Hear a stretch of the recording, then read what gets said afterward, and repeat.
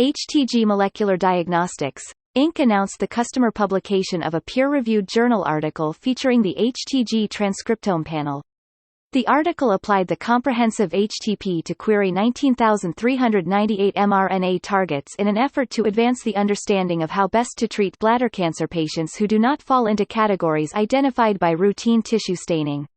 The study authors from University Hospital Frankfurt believe a two-sided classification system based on CK5/6 and GATA3 expression using immunohistochemistry, IHC, may not sufficiently reflect the heterogeneity of bladder cancer to make treatment decisions.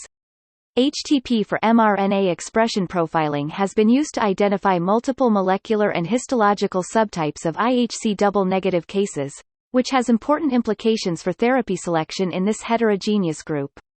According to study authors, significant advances, including genomic characterization of tumors, is helping to increase the relatively low 5-year survival rates and improve treatment outcomes.